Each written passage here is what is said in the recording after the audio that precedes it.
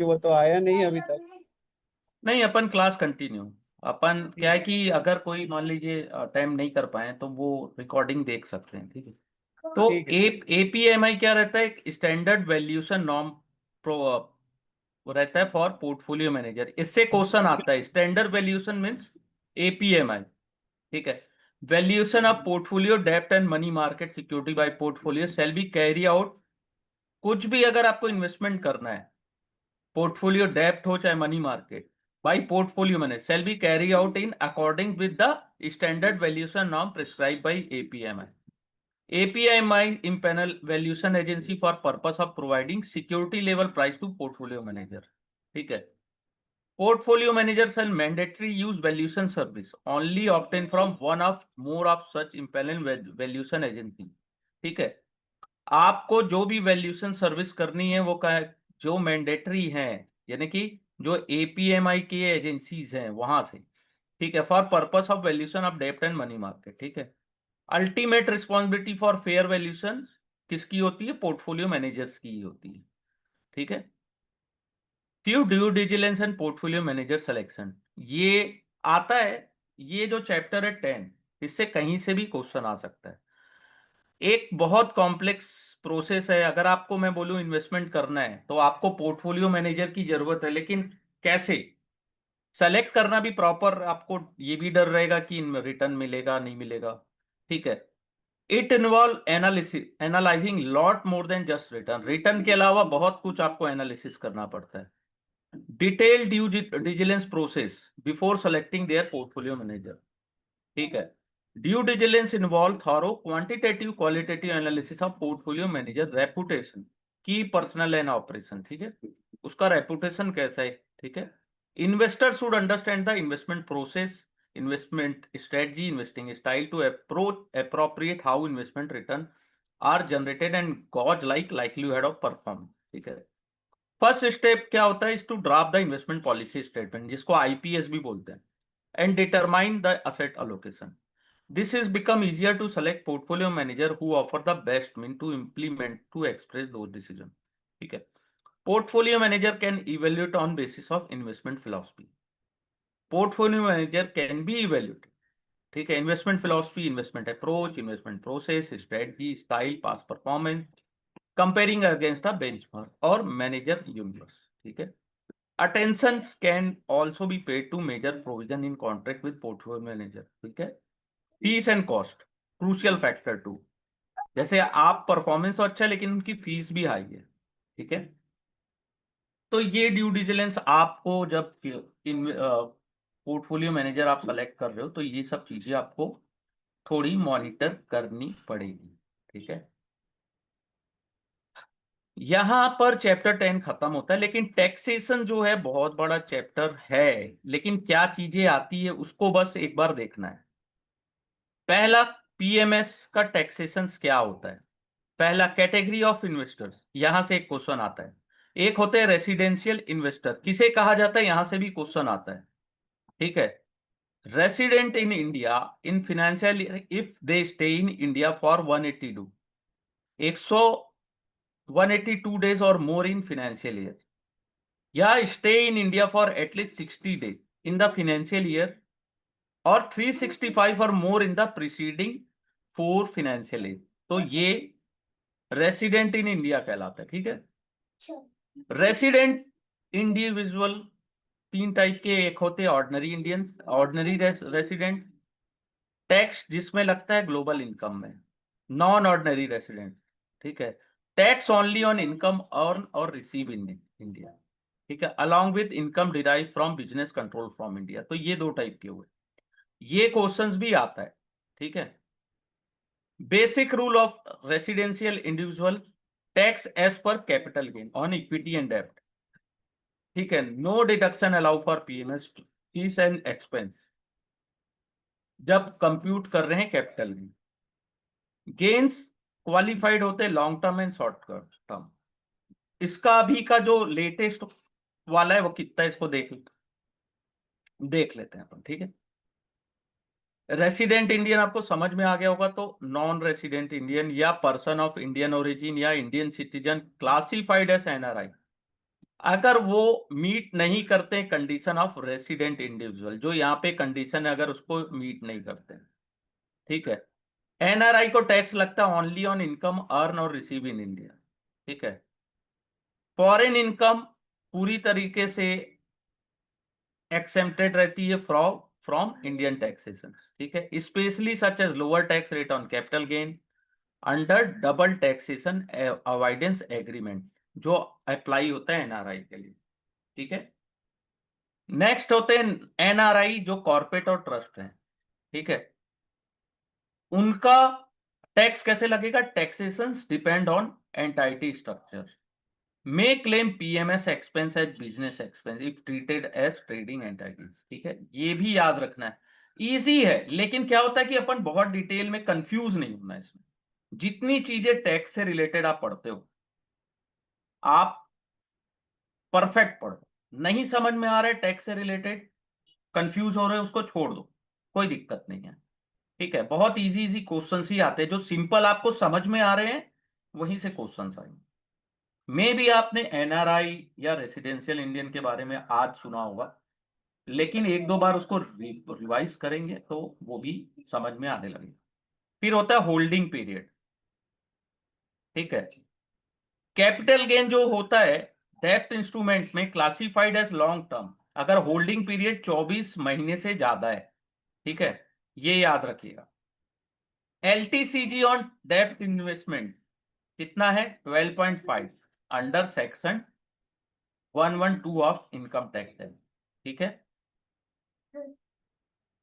Indexation benefit allows investor to adjust purchase price based on inflation, reducing taxable gain. The benefit has now been removed since July 2024. Remove हो गया indexation benefit, remove, ठीक है। Short term क्या होता है?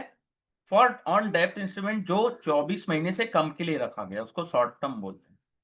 Tax rate ST short term on डेब्ट investment is tax as per investor applicable income tax slab, ठीक है।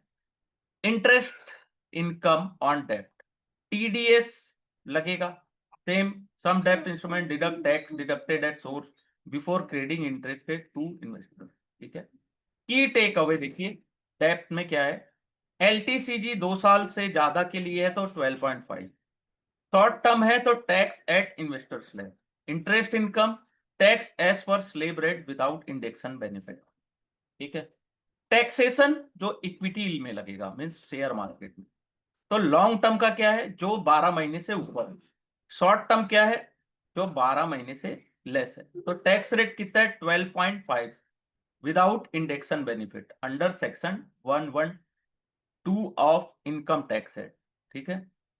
अगर एलटीसीजी एक्सीड हुआ 1.25 लाख इन अ फाइनेंशियल ईयर, ठीक है। एक्सेंशंस क्या है? 1.25 लाख पर financial year is tax free, ठीक है, इतना टैक्स फ्री है। एप्लीकेबिलिटी इन पीएमएस, अगर आप 12 महीने से ज्यादा के लिए रखते हैं तो 12.5 है, बियॉन्ड द 1.25 लाख थ्रेशोल्ड, ठीक है। और शॉर्ट टर्म में क्या है? 20% टैक्स लगता है, 20% अगर within a 12 month sell कर रहे हो, ठीक है। बहुत इजी है, ये क्वेश्चन आते हैं। डिविडेंड इनकम आता है, अगर आप 5,000 से ज्यादा का डिविडेंड अर्न कर रहे हैं तो 10% टीडीएस लगेगा उसमें, ठीक है। एकदम सिंपल है, आता ही है, ठीक है। टीडीएस जो है 5,000 से इंक्रीज होके 10,000 हो गया है, लेकिन पीएमएस के लिए, ठीक है। ये 2000, ये यहाँ पे भी 10,000 हो गया 2025-26 से, ठीक है। ये याद रखिएगा।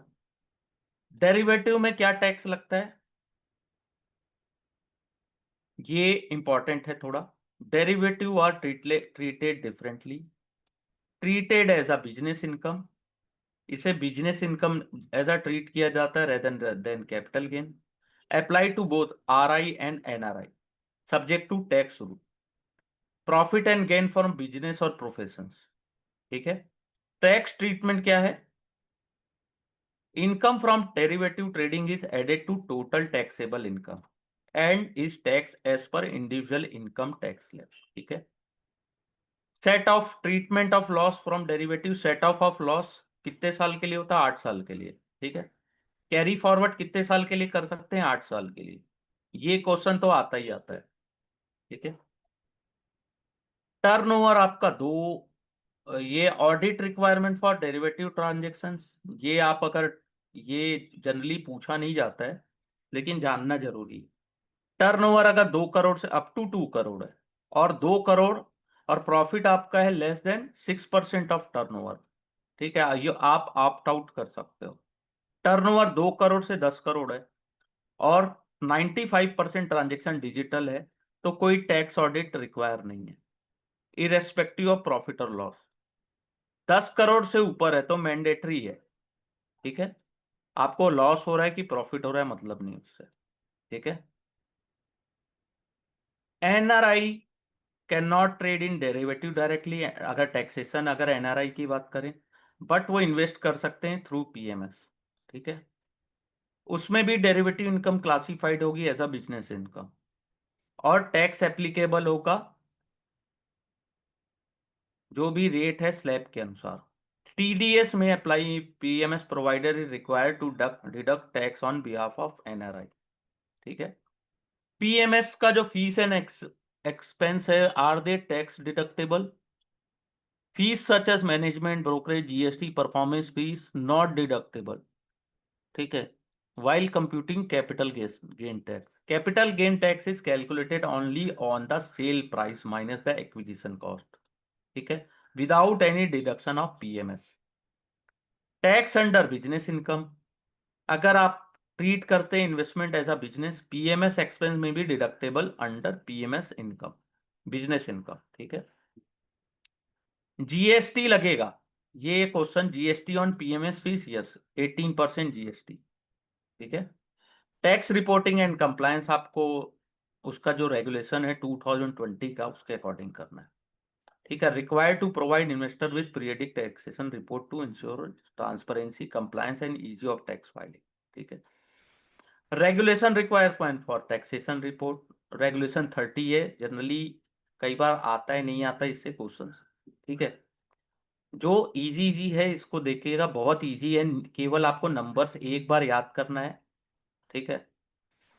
कंपोनेंट जो होता है टैक्सेशन रिपोर्ट में, long term capital gain, LTCG tax, STGG tax on equity and डेब्ट, ऑन इक्विटी, और कैपिटल गेन फ्रॉम डेब्ट instrument taxes per slab rate of individual. Income from derivative classified as business income, और इसको carry forward कर सकते हैं 8 साल के लिए। ठीक है। आपका dividend income eight applicable slab rate after deduction of TDS, TDS deduction. Interest income, interest from bond, debenture, fix income reportedly separately. ठीक है। Expense and fees detail, management fees, performance, brokerage, STT, GST R non tax tax deductible for individual. ठीक है। Timeline क्या है, यहां से question आता है, timeline for providing tax report. Quarterly report send with 30 days after each quarter. ठीक है। विथ इन एक क्वार्टर कंप्लीट हुआ उसके विथ इन 30 days। ठीक है। कवरिंग रियलाइज और unrealise gain. Annual tax report provided at the end of financial year from income tax filing. 16A और TDS certificate issued for tax deduction at source on dividend and interest, ये बहुत important है, कई बार आते हैं question यहाँ से। Important क्या है इस रिपोर्ट का कि accurate income tax return filing में हेल्प करता है, ensure compliance with Indian tax law and SEBI regulation, provide transparency in portfolio manager and tax liability, allow investor to plan tax saving strategies. ठीक है। पोर्टफोलियो स्कीम फॉर एनआरआई कौन allow करता है? By RBI, that allow NRI to and overseas to invest in Indian security stock market through designated bank account. ठीक है। आपको compliance follow करने पड़ेंगे लेकिन। ठीक है। एनआरआई क्यों इन्वेस्ट करते हैं इससे? क्योंकि ये वेरी प्रोफेशनल और स्ट्रक्चर्ड में वे होता है। ठीक है। एडवांटेज तो वही है कि प्रोफेशनल फंड मैनेजमेंट होता है, diversification, easy of tax compliance होता है। ठीक है। और यहाँ से टैक्सेशन ऑन पीएमएस वही है। एनआरआई को अंडर पीआईएस कितना लगता है? शॉर्ट टर्म कैपिटल गेन 15% और long term 10% on gain exceeding 1 lakh after 12 month. ठीक है। और टैक्स ऑन डिविडेंड वही टीडीएस इनका 20% है, और इंटरेस्ट अर्न ऑन एनआरओ वो टैक्सेबल है 30% plus cess and surcharge. Tax TDS on capital gain for equity transaction subject to TDS, 50% TDS on STCG and 10% TDS on LTCG. तो ये NRI under PIS के लिए थोड़ा इसमें कंफ्यूज हो सकते हो, लेकिन ये और जो रेसिडेंशियल इंडियन है उसमें थोड़ा सा डिफरेंस है, तो इतना कंफ्यूजिंग भी नहीं होगा। बहुत से क्वेश्चन आते हैं, जितना मैंने हाईलाइट किया उसको अच्छे से देखिए, और अगर आप और डिटेल में इसको पढ़ना चाहते हैं तो पढ़ सकते हैं। ठीक है। 10 नंबर्स के क्वेश्चंस तो यहाँ से पूछता ही है। नेक्स्ट है regulatory governance and ethical aspect of portfolio manager. पहला है प्रिवेंशन ऑफ मनी लॉन्ड्रिंग, ये पूछता ही है। SEBI insider prohibition of insider trading regulation पूछता है। Fraudulent and unfair trade practice आता है कभी कभार question. SEBI portfolio management regulation, investor charter, care charter of portfolio management service. तो आपको प्रिवेंशन ऑफ मनी लॉन्ड्रिंग के तहत जो ट्रांजेक्शन 10 लाख से ज्यादा है उसको रिपोर्ट करना है। ठीक है। Integral connection to each other which have been value below 10 lakh. ठीक है। Equivalent in foreign currency where such series of transaction take place in 1 calendar month and aggregated value of transaction exceed 10 lakh. 10 lakh से कम का है लेकिन एक महीने में एग्रीगेटेड 10 लाख से ज्यादा जा रहा है। ठीक है। तो इसको रिपोर्ट करना होता है प्रिवेंशन ऑफ मनी लॉन्ड्रिंग के तहत। और कुछ भी नहीं है, मनी लॉन्ड्रिंग रोकना है अपने को। ऐसा नहीं है कि आप पीएमएस सर्विस कर रहे हैं लेकिन अगर कुछ इस टाइप के सिचुएशन आती है तो प्रॉपर उसकी रिपोर्टिंग होनी चाहिए। ठीक है। और है define offence of money laundering होता है, मनी लॉन्ड्रिंग का ही केस है इसमें। ठीक है। आपको रिकॉर्ड मेंटेन करके रखना है। ठीक है। और इससे बस इतना ही आता है कि पीएमएलए होता क्या है। ठीक है। और 10 लाख से ऊपर का ट्रांजेक्शन होना चाहिए एक बार में, या एग्रीगेट 1 मंथ में 10 से ज़्यादा का ट्रांजेक्शन हो रहा है तो। और कस्टमर ड्यू डिलिजेंस आपको फॉलो करना है। जब भी आप केवाईसी करते हो पहले कस्टमर की प्रॉपर केवाईसी लेना है। ठीक है। इसका एएमएल का फुल फॉर्म है एंटी मनी लॉन्ड्रिंग, सीडीडी का है क्लाइंट ड्यू डिलिजेंस। कई बार इसके फुल फॉर्म पूछते हैं। पीएमएलए के लिए प्रिंसिपल ऑफिसर होता है जो डेजिग्नेटेड होता है, जो रिस्पॉन्सिबल होता है ensuring for compliance of provision of PMLA. ठीक है। इनसाइडर ट्रेडिंग से क्वेश्चन ऐसे आते हैं कि आपको प्राइस सेंसिटिव इंफॉर्मेशन आपको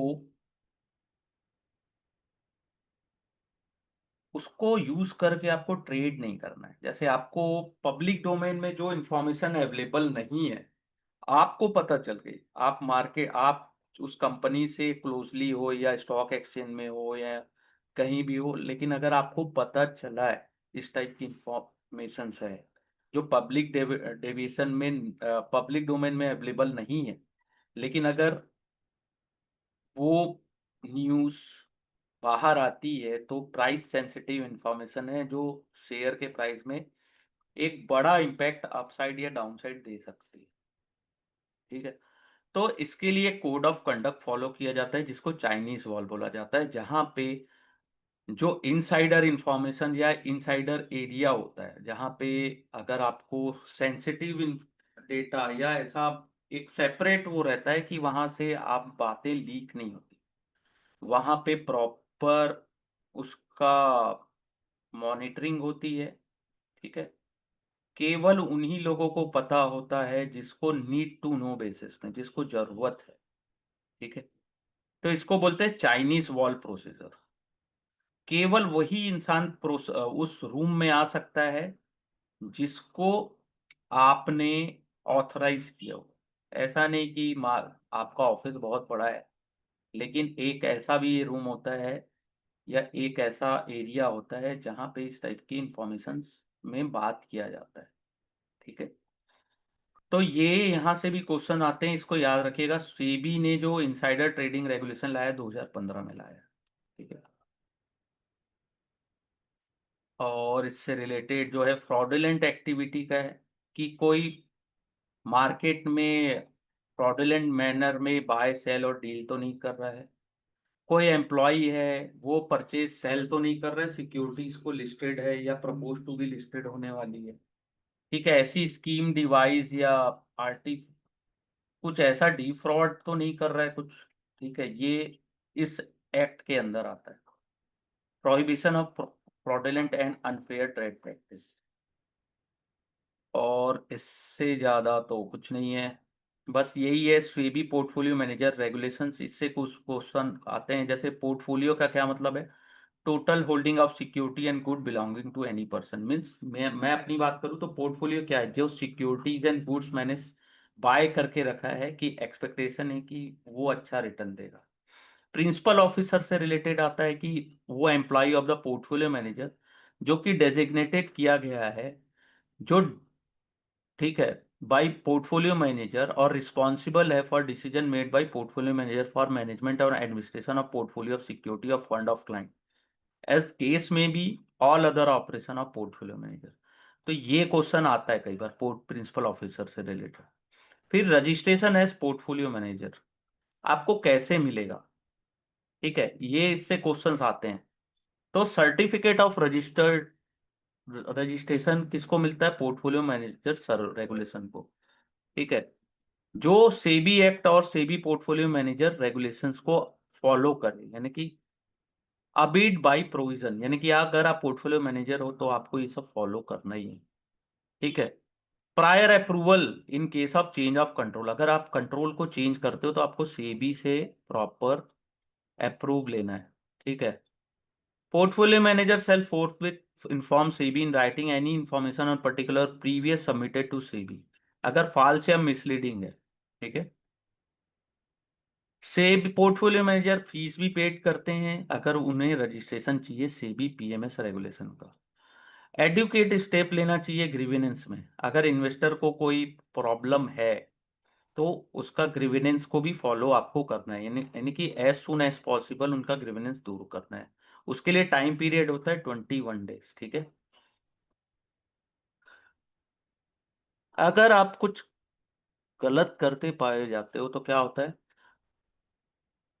वॉलंटरी या compulsory termination of portfolio management service by the portfolio manager और द क्लाइंट, सस्पेंशन और कैंसिलेशन ऑफ सर्टिफिकेट। ठीक है, अगर कुछ ऐसा होता है तो क्या करते हैं?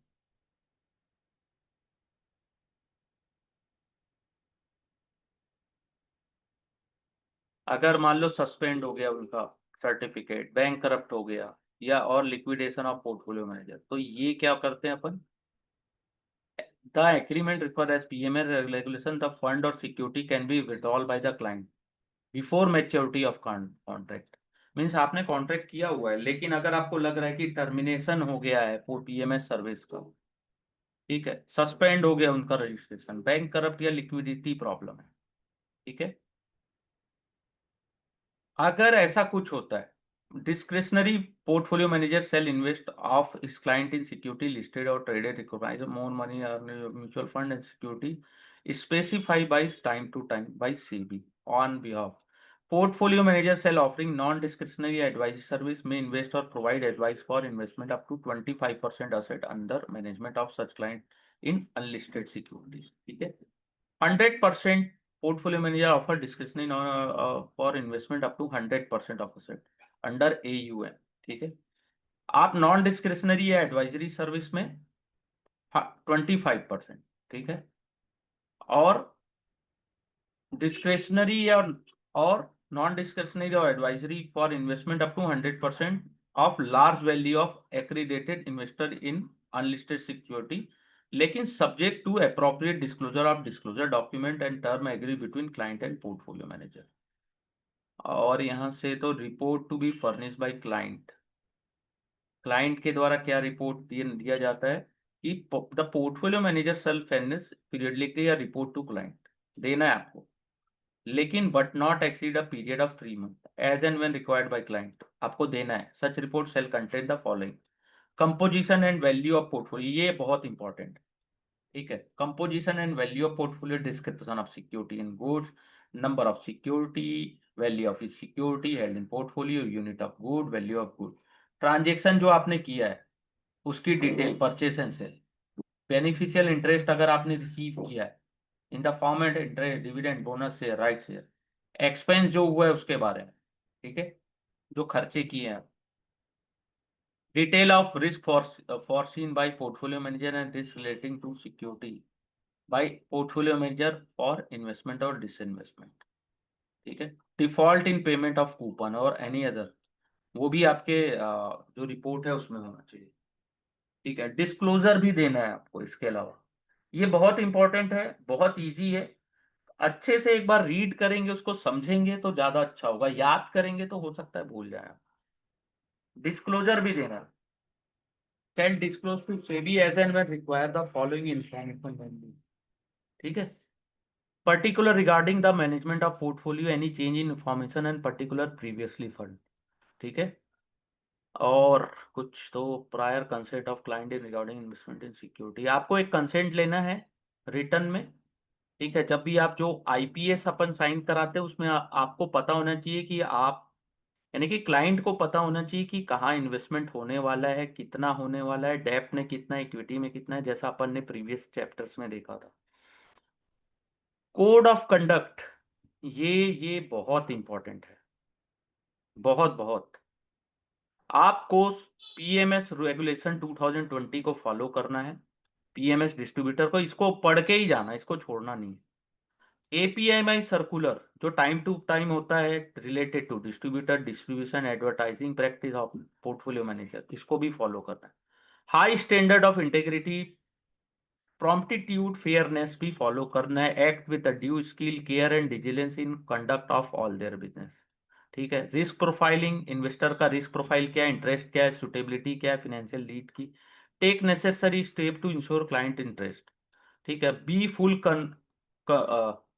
Conversant and with disclosure document, investment approach, fees and charges, ठीक है। Disclosure to client all material information including the detail of distribution commission, आपको कितना मिलने वाला है, डिस्ट्रीब्यूशन कमीशन जो डिटेल है। Assist client in completing KYC and in person verification, ये बहुत इजी है, ठीक है, लेकिन एक बार रीड करना है बस। जो इंपॉर्टेंट है, कोड ऑफ कंडक्ट आता है, which is not code of conduct, इस टाइप से भी आता है। Risk assessment, performance calculation, performance projection, ये भी इंपॉर्टेंट है, ठीक है। Information the client about risk and level of over the administration of portfolio associated with type of PMS, abstain from assuring return in any type of investment approach from any kind of misrepresentation, abstain from attracting client to unethical, अनइथिकली नहीं लेना है आपको, आप उनको gift या rebate देके नहीं। Maintain necessary infrastructure to provide support to client in timely receipt और disclosure document, statement of portfolio performance, statement of fees and audit, maintain confidentially of client detail deal and transaction, abstain from making negative statement about portfolio manager और investment approach, कोई manipulation, fraud या deceptive practice नहीं करना है, ठीक है। Certificate valid होने चाहिए सेबी के द्वारा at a time, all time, ठीक है।